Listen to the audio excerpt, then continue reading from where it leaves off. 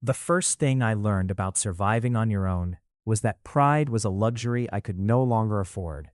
It sat heavy in my chest every single morning when I lifted that white plastic bucket, the kind you'd normally use to mop floors, filled it with water from the gas station 2 blocks over, and arranged my flowers inside it with the kind of careful precision that a person develops when they know that every unsold stem is a meal that won't happen. Carnations, sunflowers when I could get them cheap from the wholesale lot, roses when I was feeling optimistic, which happened less and less as the weeks went on. My name is Jerry Prince. I was 23 years old. I was 6 weeks pregnant, and I was completely, devastatingly broke. The corner I'd claimed sat directly across from a glass and steel tower that climbed 40 stories into the sky. It was the kind of building that had a lobby with marble floors and a security desk staffed by 2 men in blazers. The kind of building where people in expensive shoes walked in and out all day long without ever really looking at the street, without ever really looking at me, which suited me fine. Or at least, that's what I told myself every morning while I arranged my flowers and tried to make the bouquets look as lush as possible, despite the fact that I bought the blooms at the discount section of the wholesale market. The ones that were a day or two from past their prime, the ones that other vendors passed over, the ones that still had beauty left in them if you knew how to look. I knew how to look. That was one thing I still had. I'd been standing on that corner for 3 weeks when things started to go wrong in a way that felt specifically personal. The way the universe occasionally decides to make its contempt for you very, very clear. It started to rain. Not a polite drizzle either. It was the kind of rain that comes in sideways, the kind that makes umbrellas useless and soaks through the back of your collar, even when you're standing under the awning of the dry cleaners next door. My flowers trembled in the bucket. The cellophane I used to wrap the bouquets began to bead and slip. A woman in a trench coat hurried past, glanced at me, glanced at my flowers, and kept walking with the particular expression of someone who has decided very firmly not to feel guilty. I was standing there in the rain, my hand pressed flat against my lower back where the ache had been living for 2 days now, watching my carnations droop, when the revolving door of the tower across the street swung open and a man walked out. He wasn't remarkable at first glance. Medium height, broad through the shoulders, in a way that his dark overcoat did nothing to hide. Dark hair gone slightly unruly at the ends, like he'd forgotten to get it cut. When he reached into his inner pocket for his phone, were large, the kind of hands that look like they know how to carry things. He looked up from his phone. He looked directly at me. I looked away first, which was not something I was proud of, but there was something in the directness of his gaze that caught me off guard, the way a sudden light catches you when your eyes have adjusted to the dark. When I looked back, he was still watching me. Then he did something I didn't expect. He stepped off the curb, waited for a gap in the traffic, and crossed the street toward me. My stomach tightened with the specific anxiety of a person who has learned to be wary of strangers approaching. But he stopped at a respectful distance, close enough to look at the flowers in the bucket, and his expression wasn't the pitying look I'd grown accustomed to. It was something more like genuine consideration. "The sunflowers," he said. His voice was low and unhurried, the kind of voice that sounded like it was accustomed to rooms listening. "How much for a bunch?" 12, I told him, "or 2 bunches for 20. He looked at the bucket, looked at me, looked back at the bucket.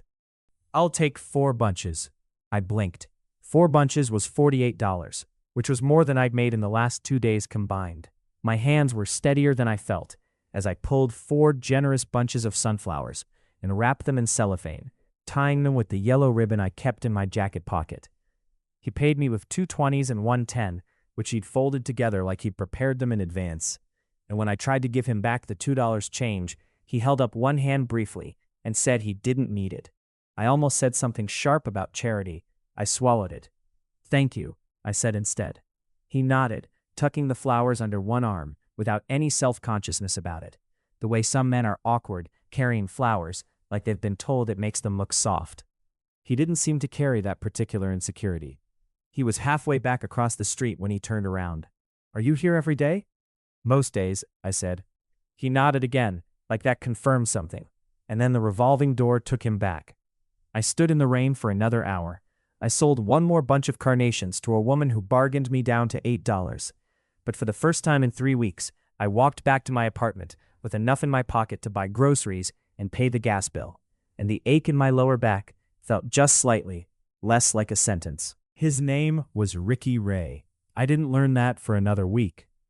In the meantime, he became simply the man from the building, which was how I cataloged him in my head, carefully, at a distance, with the deliberate detachment of someone who has recently learned that attachment leads to places you cannot afford to go.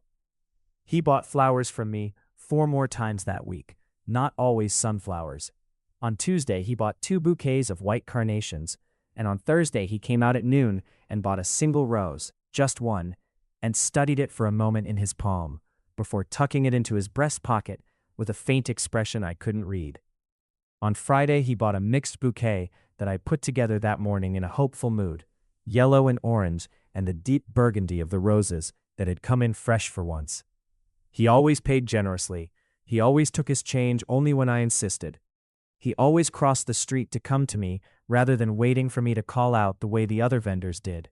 I told myself none of this meant anything. I was 6 weeks pregnant with a child whose other parent had looked me in the eyes 3 months ago and told me they were leaving, that this wasn't what they'd signed up for, that I'd known when we got together that they weren't looking for anything permanent, and perhaps I should have been more careful. I was 2 months behind on my rent. I owned 3 changes of clothes, a sleeping bag rated for temperatures 20 degrees colder than my apartment got, and a bucket I found behind a restaurant that I'd scrubbed until it was clean enough to hold flowers. Romance was not something I had space for. But on the Friday evening when he came out and bought the mixed bouquet, as he was turning to go, he stopped and said, "You look cold." "I'm fine," I said, which was what you say when you're not fine, but you've decided that being not fine is your own problem. He looked at me for a long moment with that unhurried gaze. Then he said, "My name is Ricky Ray. I work on the 22nd floor." He paused. "In case you were wondering." "Jerry Prince," I said, because it would have been strange not to. "Jerry Prince," he repeated, like he was storing it somewhere. "Do you eat dinner, Jerry Prince?" My heart did something complicated. "Everyone eats dinner," I said carefully. "I mean tonight. There's a diner on 4th that stays open late. I thought—" He stopped, reconsidered. "I'm asking if you'd like to have dinner with me. I understand if the answer is no." It should have been no. Every practical, self-protective part of me was already composing a polite but firm refusal. I was pregnant. I was broke. I was standing on a street corner selling discount flowers. This man bought flowers from me 4 times a week and paid generously, and I had no idea what he wanted from me, except that whatever it was, I couldn't afford the cost of it. "Okay," I said. I didn't know why I said it. I know now, but I didn't then. The diner was warm in the way that only old diners are warm, with the kind of heat that comes from decades of cooking and the windows fogging up in the cold and vinyl booth seats worn smooth by years of customers. There were photographs on the walls that nobody had dusted in a while. The menus were laminated and faintly sticky. I loved it immediately, which surprised me. We sat across from each other in a booth near the window, and I was suddenly, acutely aware that I was wearing my second-best jacket, which was not very good, and that my hair was doing something I hadn't checked in a mirror. Ricky Ray seemed unbothered by all of this. He looked at the menu with the same calm consideration he looked at everything with. "Do you have any dietary restrictions?" he asked. "No," I said, which was true in the technical sense, and not necessarily representative of the fact that I hadn't had a proper meal in 4 days and was trying not to look at the prices in a way that made it obvious I was calculating. He ordered when the server came, with the ease of someone who has always known that ordering food was a simple and uncomplicated act. He ordered enough for 2 people, without making any particular ceremony of it. When the food arrived, it was plentiful and good, the kind of food that tastes like something when you've been eating crackers and instant noodles. The kind that made my eyes sting briefly in a way I was glad the lighting in the diner was too dim to expose. We talked. I don't mean we made small talk, though we did some of that. He asked me how long I'd been selling flowers, and I told him almost a month. And something in his face registered the precision of almost a month without pressing it. He asked if I'd done it before, and I told him no, that I'd been doing something else before, and he didn't ask what. He told me he'd worked in the building across from my corner for 4 years. Finance, not a banker, he clarified, but adjacent to banking in a way that apparently made a difference to people who understood the distinction. He mentioned it without any of the self-importance that I might have expected. The way some people mention successful careers like a credential they're waiting for you to admire. "Why do you buy so many flowers?" I asked. Because I'd been wondering. He considered this for a moment, the way he seemed to consider most things. Not because he didn't know the answer, but because he was deciding how to say it accurately. "I like them," he said finally. "And I think people who sell things on street corners in the cold deserve to sell things." I looked at him across the table. "That's a specific philosophy." "I have specific philosophies." The corner of his mouth moved. It wasn't quite a smile yet, but it was something adjacent to one. "I had a friend years ago who had a table at a flea market. Handmade things. She was very good at what she made, and people would walk past and look and not buy things, and she'd pack up at the end of the day, sometimes having barely covered her costs. It bothered me." "Did you buy everything she made?"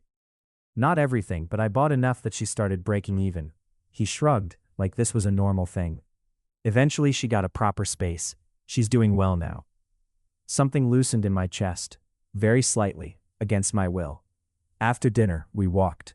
He didn't suggest it, I did, almost without thinking, because I wasn't ready to go back to my apartment yet, and the night air was cold but dry, and the city looked better at night when you couldn't see as much of it clearly. He walked beside me without taking up too much space, which was something I noticed because some people, especially large men, have a way of physically crowding without meaning to, a gravitational pull that narrows the sidewalk. At the corner where we had to part ways, he turned to me and said, "I'd like to do this again, if you're willing." I studied his face in the streetlight. It was an honest face. Not perfect. There were lines around his eyes and a scar along his jaw that was old enough to have faded to silver. But honest in the way that some faces simply are.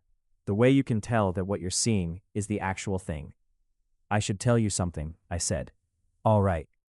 The cold air felt very clear and very still. "I'm pregnant." The silence that followed lasted about 4 seconds, which felt longer.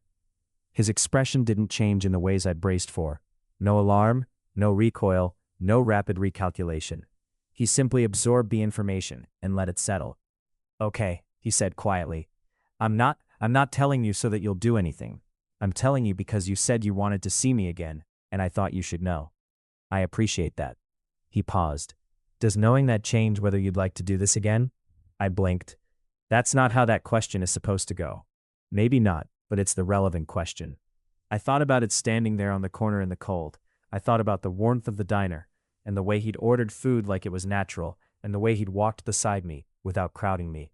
I thought about the price of self-protection, which I had been paying for months, and what it had and hadn't bought me. "I'll see you Monday," I said. "I'll be on the corner." "Then I'll come out for flowers," he said. He waited until I'd turned and walked half a block, before I heard his footsteps moving in the other direction.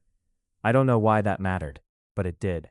The weeks that followed were strange and quiet and full of a kind of accumulating tenderness that I kept trying to put a practical name to, so that I wouldn't have to acknowledge what it actually was. Ricky came out for flowers every day. Sometimes at lunch, sometimes in the early afternoon, sometimes in the late evening when I was packing up and the street was going blue with dusk. He always bought something, even on the days the selection was sparse, and the best I had was a bucket of carnations past their peak. On those days he'd pick out the healthiest bunch and carry them into the building with the same unhurried dignity. We had dinner twice a week, always at the diner on 4th, which became ours in the quiet way that neutral places sometimes become yours. The server there, whose name badge said Miriam, and who had the sharp-eyed warmth of someone who has served a lot of people and developed strong opinions about them, began bringing my tea without being asked after the 3rd visit. I was 8 weeks pregnant, then 9, then 10. The nausea was manageable most mornings, but not all of them. And there were days when I stood on the corner with a plastic bag in my jacket pocket just in case, and tried not to let my face do anything alarming when a wave of it passed through me. On those days I drank ginger tea from a thermos and breathed through my nose and sold flowers with a slightly more fixed expression than usual. Ricky noticed on a Thursday. He came out at 11 in the morning, which was earlier than usual, and I was in the middle of a bad patch, breathing carefully through my mouth and trying to look like I was simply examining a bouquet of carnations with great professional interest. "Sit down," he said. "I'm fine. Jerry, His voice was quiet and not unkind, and there was no question in it, which was somehow more effective than if there had been. There was a low cement ledge along the front of the dry cleaners that I sometimes sat on during slow periods. I sat on it now. He stood slightly in front of me in a way that blocked the wind and maybe also blocked me from the street, which was a thing I chose not to examine too closely. After a minute, the wave passed. I breathed out. "Sorry," I started. "Don't be." He reached into his coat pocket and produced a small bottle of ginger ale that was still faintly cold from wherever it had been. "I stopped at the pharmacy on my way in this morning. I thought you might need it." I looked at the bottle. I looked at him. Something in my chest did the complicated thing it had been doing more and more often in his presence, the thing I kept smoothing down and refusing to name. "You can't take care of me," I said. "I mean, you shouldn't feel like you have to." "I don't feel like I have to." He sat down on the ledge beside me, which was something I hadn't expected, given that his coat probably cost more than my rent. "I feel like I want to." "Those are different things. Ricky, I'm not asking you to accept anything you don't want to accept," he said. "I'm giving you a ginger ale. They're 99 cents. I took the ginger ale. I drank it slowly. The cold fizz settled something in my stomach and something else entirely in my chest, and I sat there on the ledge of the dry cleaners while Ricky Ray sat beside me with his hands on his knees and didn't say anything, which turned out to be exactly right. We sat there for 20 minutes. I sold 2 bouquets without getting up. Customers came to me, perhaps moved by some combination of proximity and sympathy. Ricky handed them their change when I was occupied with wrapping and didn't make anything of it. When I felt well enough to stand, I stood, and he stood with me. "Dinner tonight?" he asked. "It's a Tuesday." "I know what day it is." I considered this. "Okay." He went back into the building. I went back to my flowers. Miriam at the diner that night brought me a cup of broth before anything else, without explanation, and when I looked up, she just said that she'd heard somewhere that it helped, and then moved on to another table. I thought about how it is that kindness sometimes arrives in clusters, after a dry spell, the way rain does. He told me about his life in pieces, the way careful people do. He'd grown up without money, which surprised me until it didn't. There was something in the way he interacted with the world, a lack of waste, a precise appreciation for things of quality, that made more sense in the context of someone who had learned to value things carefully before he could afford them. He'd worked through school, had put himself through everything, with no safety net he was willing to rely on. "You could have asked your family," I said once. I could have. His jaw was set in a way that didn't invite pursuit of that line of thought. I preferred not to. He'd built his career methodically, the way people who have no margin for error build things. He owned the apartment where he lived, which was 3 blocks from his office, and he owned it outright, which he mentioned not with pride, but with the tone of someone confirming a logistical fact. He'd been in a long relationship that had ended badly. He didn't tell me many details, and I didn't press for them, but there was something in the way he spoke of it, carefully, with the precision of someone who has processed something many times and arrived at a place of clarity rather than bitterness. That told me it had cost him. "Do you get lonely?" I asked, one evening when the diner was quiet and Miriam was doing crossword puzzles at the counter and the windows were streaked with rain. He thought about this with his characteristic unhurried honesty. "Yes," he said. "I'm better at it than I used to be, but yes." "I got lonely before I was even alone," I told him. "That's a specific kind of terrible." He looked at me across the table. "Tell me." So I told him. Not everything, not all at once, but enough. The relationship that had felt like home and then started feeling like a house whose walls were slowly moving inward. The morning I'd learned I was pregnant, and the specific quality of the silence on the other side of the room when I said the words out loud. The weeks after, when I tried to find work and found that the timing was wrong and the money I'd saved ran out faster than any responsible calculation should have allowed. And then the flowers, a practical desperation, a last resort resource, and the corner and the cold. Ricky listened. He didn't offer solutions or consolations or the particular species of advice that is actually just the speaker reassuring themselves. He listened with the same quality of attention he gave to everything, like what I was saying mattered and deserved the full space of being heard. When I finished, he said, "You're doing remarkably well. I'm selling flowers on a street corner. You're sustaining yourself in a pregnancy in difficult circumstances with no support structure, maintaining your dignity and showing up every day." He paused. I think that's remarkable. I pressed my lips together. You have a very strange way of framing things. Accurate framing, he said, is not the same as strange framing. I laughed. It surprised both of us, I think. It was a real laugh, the kind that comes from a place that hasn't been visited in a while. And it sat strangely in my chest afterward, like something that had been dislodged. Ricky's expression, across the table, was very still and very warm.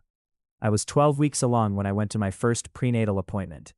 I'd been putting it off, which was not medically advisable and which I was aware of, but the cost of it without insurance was a number I couldn't look at directly, and the free clinic 2 bus rides away had a 3-week wait and a telephone hold system that dropped my call every time. I'd been taking prenatal vitamins I bought at the pharmacy, the store brand, which were fine, the doctor on the internet said they were fine, and eating as carefully as I could, and trying not to think about all the things I didn't know. Ricky found out I hadn't been to a doctor yet on a Wednesday evening when he asked how the pregnancy was going, and I answered with a vague optimism that he saw through with the precision of a man who pays close attention to things. When's your next appointment? He asked. I looked at my tea.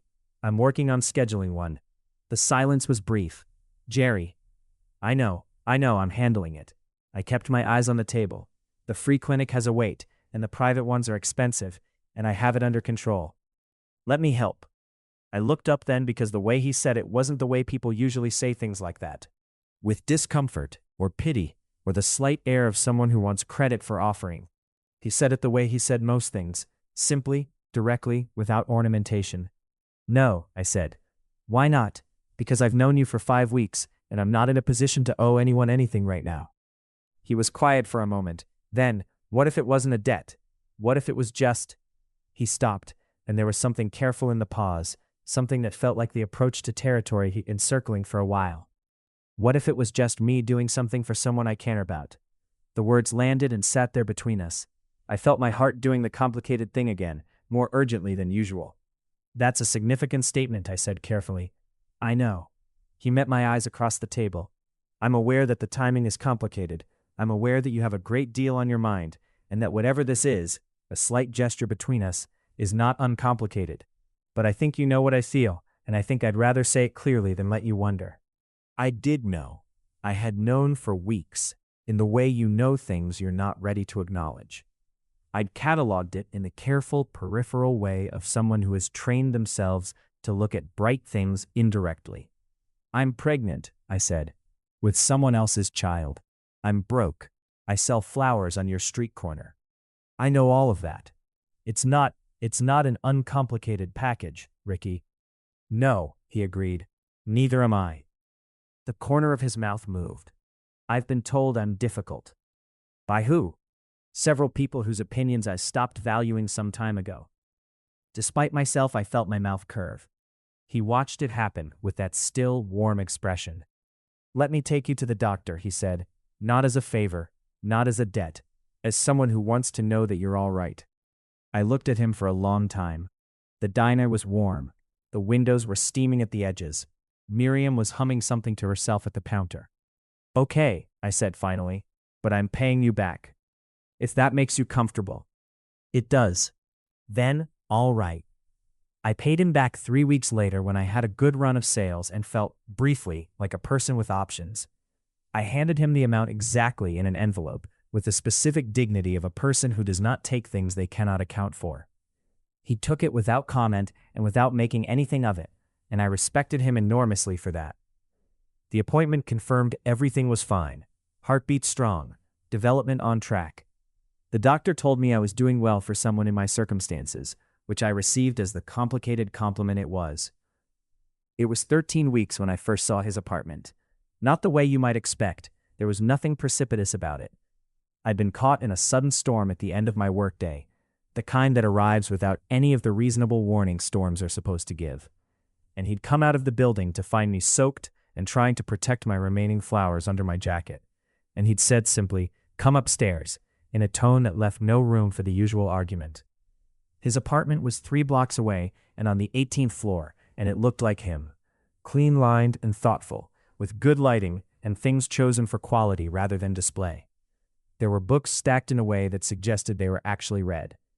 There was a blue ceramic bowl, on the kitchen counter that was the most beautiful object I'd seen in months.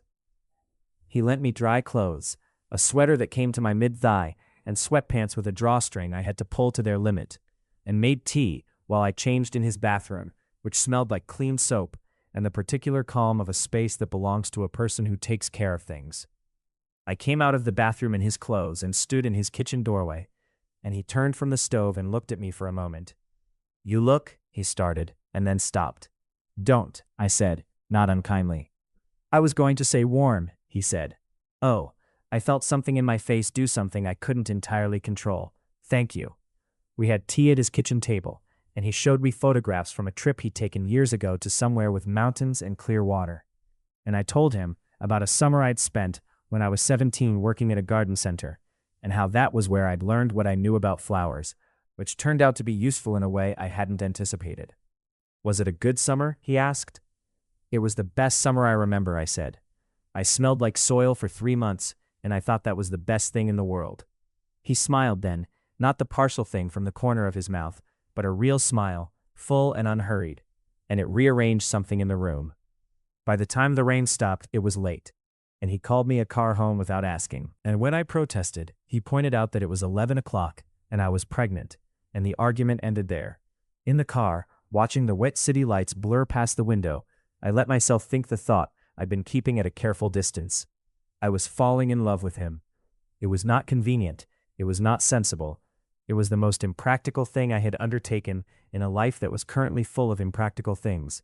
And yet it was also, in some fundamental way, the most inevitable. Like a flower pushing up through pavement, not because it was a good idea, but because that was simply what it did.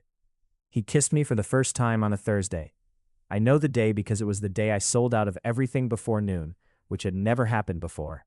And I was feeling the particular lightness of unexpected success when he came out at noon and found me with an empty bucket and a full pocket.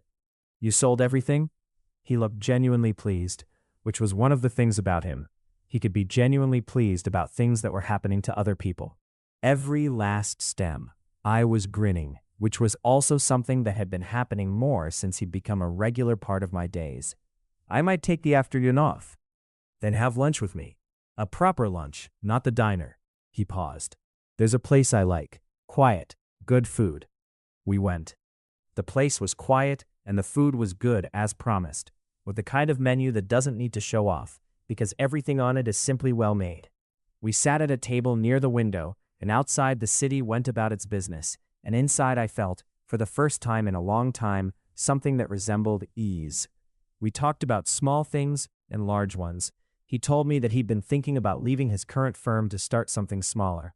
I told him I'd been thinking about what I'd do when the pregnancy advanced to a point where standing on a street corner 8 hours a day wasn't feasible anymore, which was a thought I'd been circling with a careful kind of terror.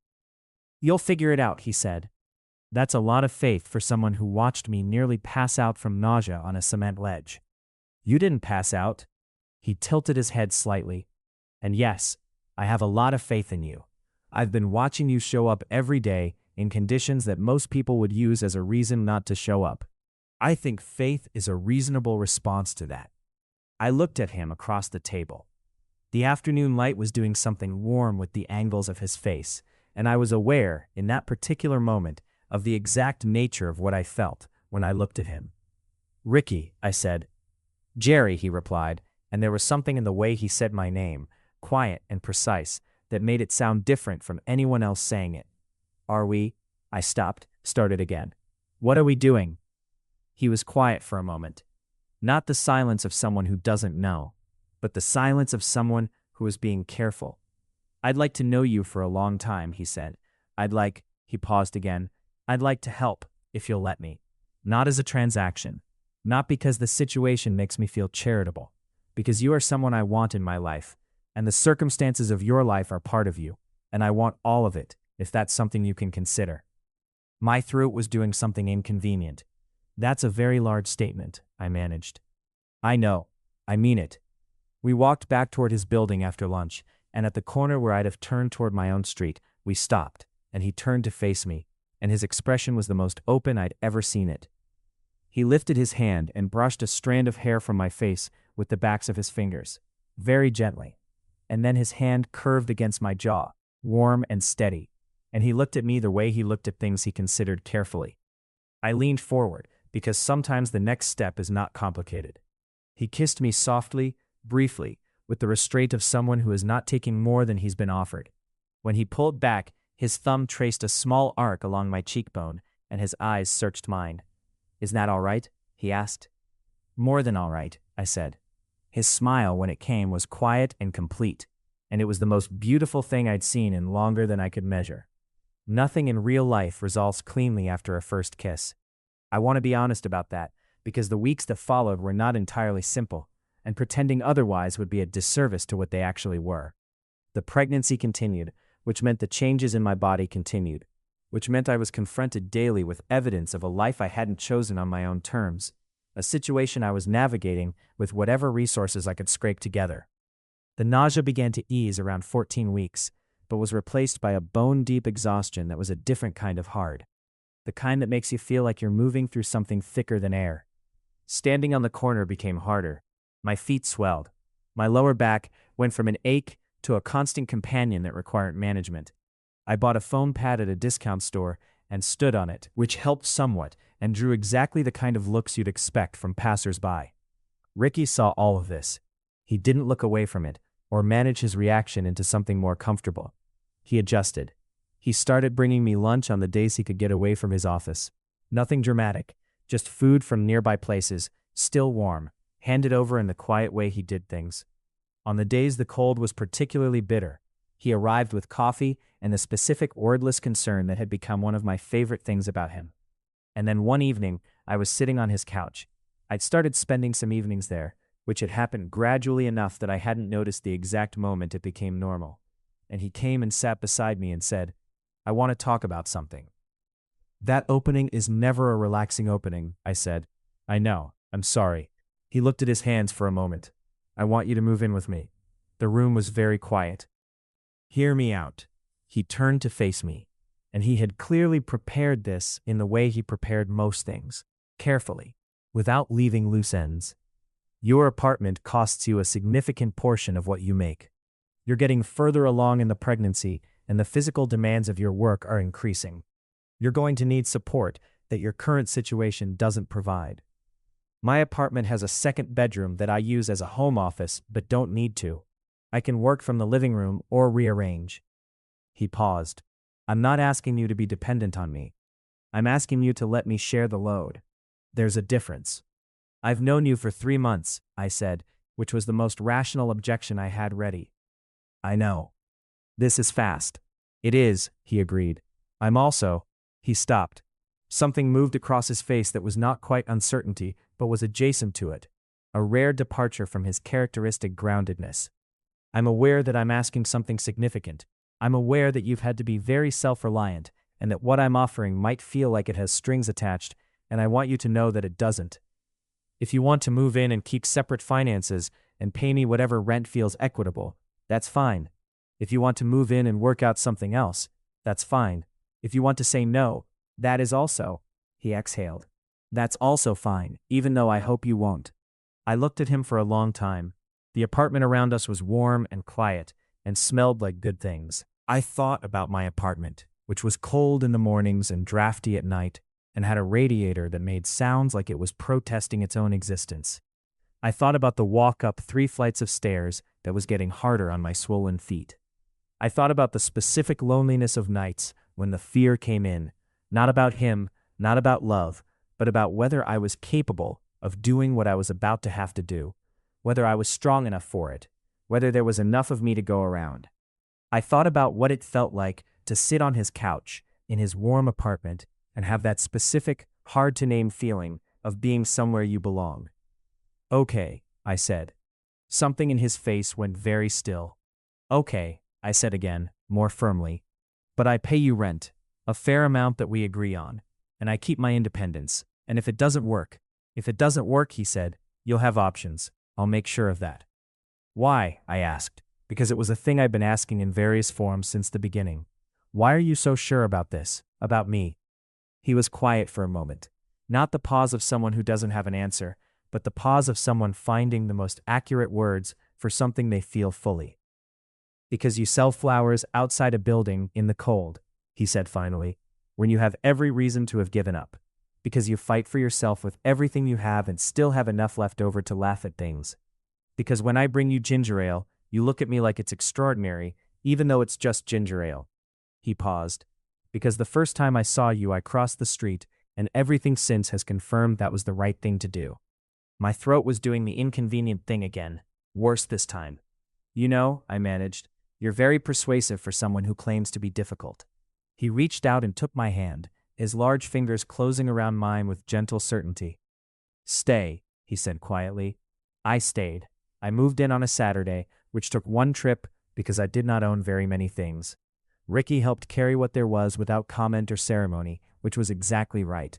He'd cleared the second bedroom and set it up practically, a proper bed, a dresser, space for whatever I needed to make it mine, which at that point was not a great deal.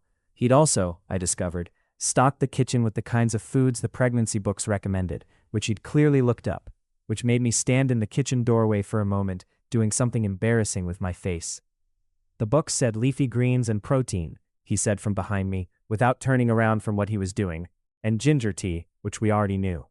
You read pregnancy books? My voice came out a little unsteady. I read the relevant sections. He turned then and looked at me with that still, warm expression. Is that strange? No, I said. No, it's not strange. Living with someone is its own kind of learning.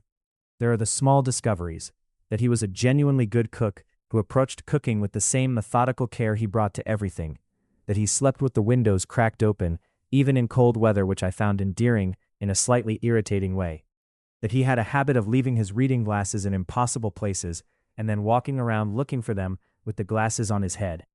There were the larger discoveries too, the ones that accumulate over weeks of proximity, the way he handled difficulty, which was steadily, without drama, with a quiet problem-solving orientation that was one of the most calming things I'd ever witnessed, the way he navigated disagreements, which happened because we were both people with opinions and points of view, and which he never escalated or shut down, but simply held space for until we both said what we needed to say and found our way to something workable.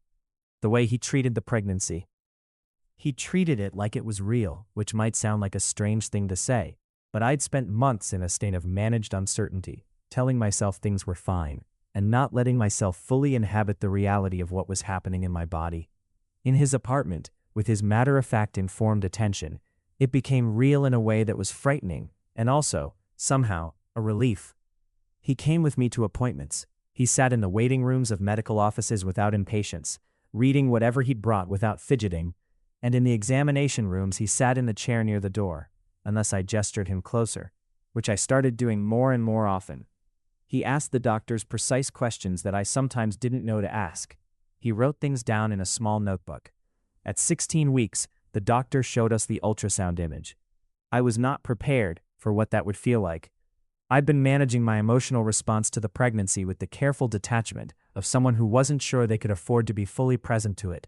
And then there was the screen with its grainy black and white image, and the specific shape of a head, of a hand, of a profile that was astonishingly and undeniably a person.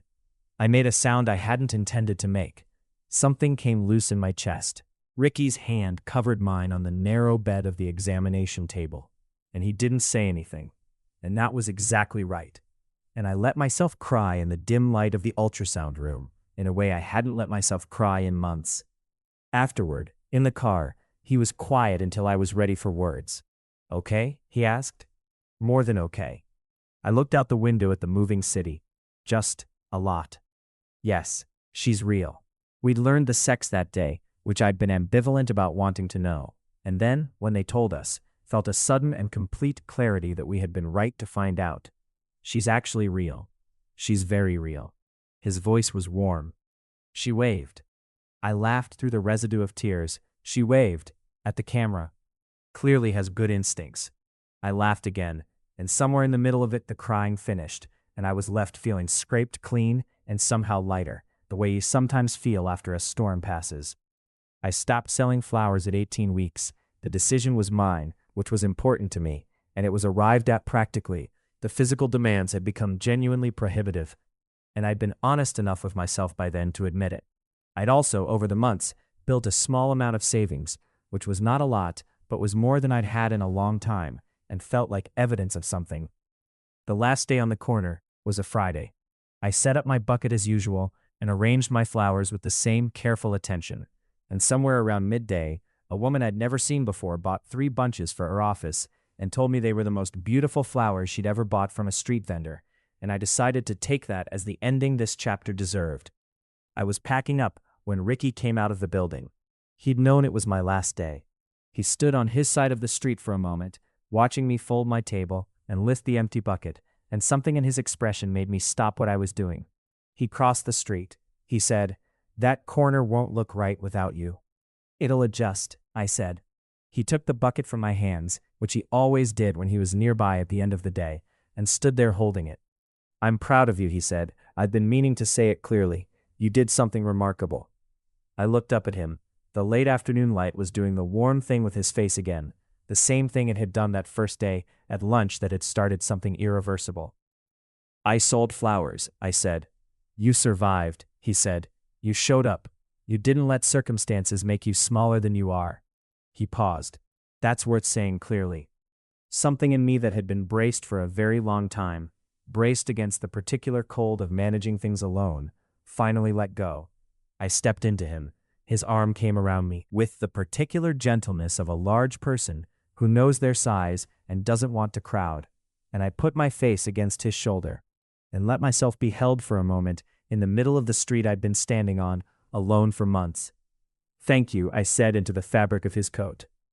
"For what specifically?" "For buying the sunflowers," I said. "The first day, in the rain." He pressed his mouth to the top of my head, briefly, warm. "Best $90 I ever spent," he said. "There is nothing in the universe that prepares you for the experience of birth." I had read things. Ricky had read things. We'd attended a class together where a cheerful person with laminated diagrams had walked us through what to expect in a way that was practical and useful and bore approximately 30% resemblance to the actual event. She came early by 3 weeks, which was not, the doctors assured me, a cause for alarm. 3 weeks early was within normal range, and she was a healthy size, and everything was as it should be. The labor itself was long, which is a mild word for what it actually was, and at some point in the middle of it, I said some things to Ricky that were not fully representative of my feelings about him. He held my hand through all of it. He had done the reading, which meant he knew when to speak and when not to, and he got it right more often than anyone under those conditions should have been able to. When I squeezed his hand with the particular force of a person making their way through something enormous, he didn't wince or pull back. He stayed. When she arrived, the room was loud in a way that became immediately and completely irrelevant, because the sound she made was the loudest thing in it and the only thing that mattered. They put her on my chest, and the world reorganized itself.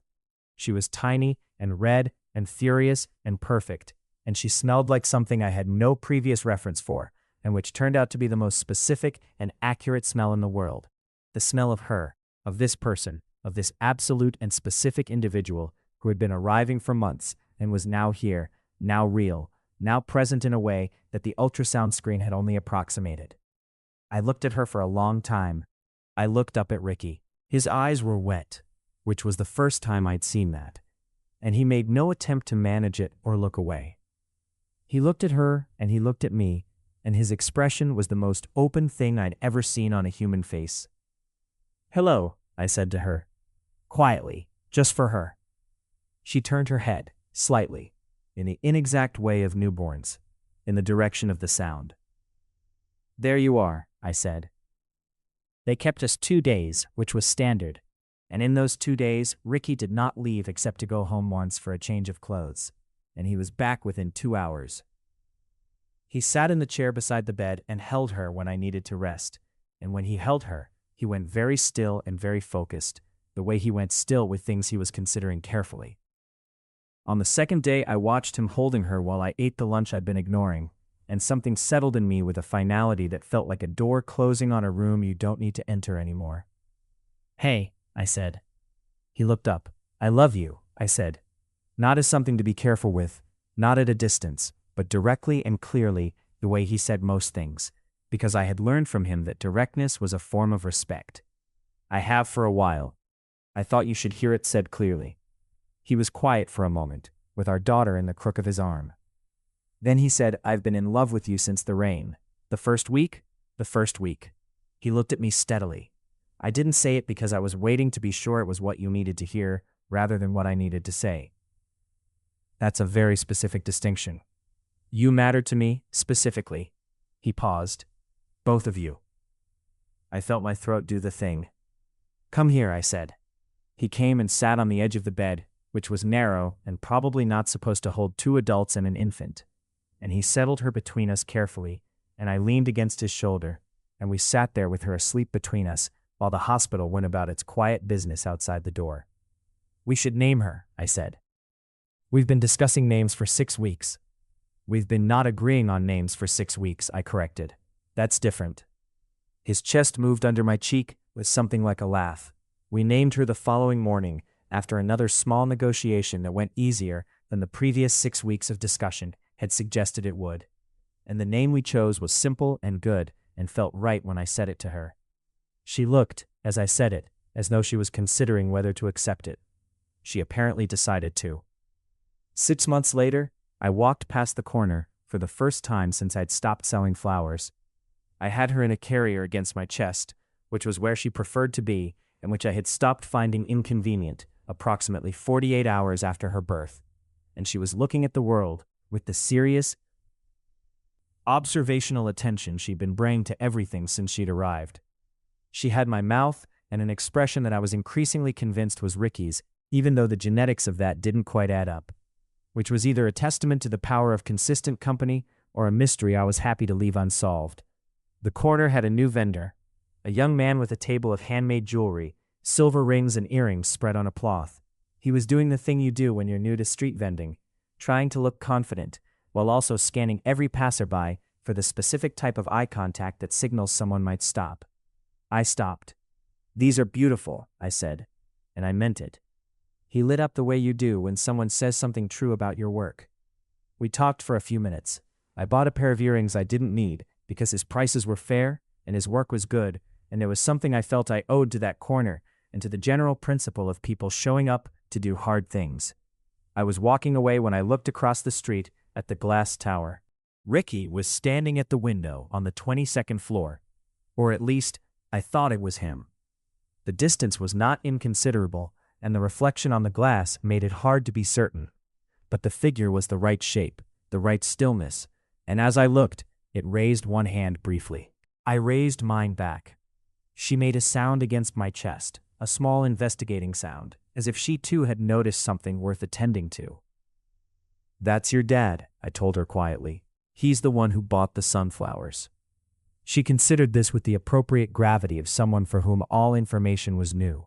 I'm 24 now. She is 7 months old and has developed very strong opinions about things, which is either genetic or environmental, and probably both. My life does not look like I imagined it would, which is something I think about sometimes with the specific wonder of a person who has been surprised by the forms that good things take. I work now. I found a part-time position at a plant nursery 3 bus stops from the apartment, which means I spend my working hours among growing things, which it turns out is good for me in ways I didn't know to ask for. The smell of soil in the morning is exactly as good as I remembered from when I was 17. I still make bouquets on weekends because it turns out the practice of it is something I carry in my hands now. And on Sunday mornings the kitchen table is sometimes covered in flowers until Ricky points out with quiet amusement that we do not have infinite counter space. He started his smaller firm, which is doing well.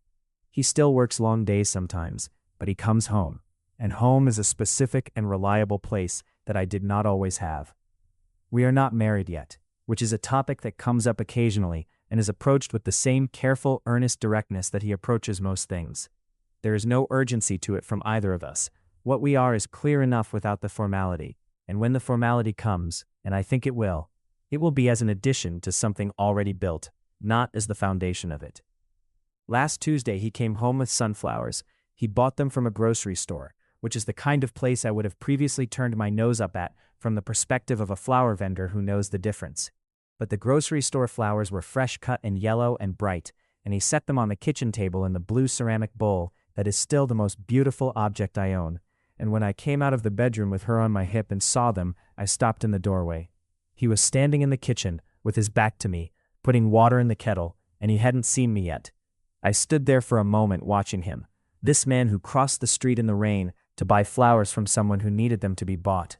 This man who read pregnancy books and wrote things down in a small notebook, and held my hand through a very long night and said I love you only when he was sure it was what I needed to hear. She grabbed a fistful of my collar and made a declarative sound. He turned around. Hey, he said. He crossed the kitchen and kissed me once, on the mouth, and then kissed her forehead, which made her grab at his nose with great enthusiasm, and he laughed the real laugh, the unhurried one, and the apartment was warm and full of the smell of flowers. I thought about a corner in the rain, and a white plastic bucket, and the particular look of someone crossing a street who has decided something. I thought about how home is sometimes a direction you move toward without knowing it, following something that is warmer than where you've been, until one day you find that you've arrived. We have arrived. If you made it to the end, you're my kind of person.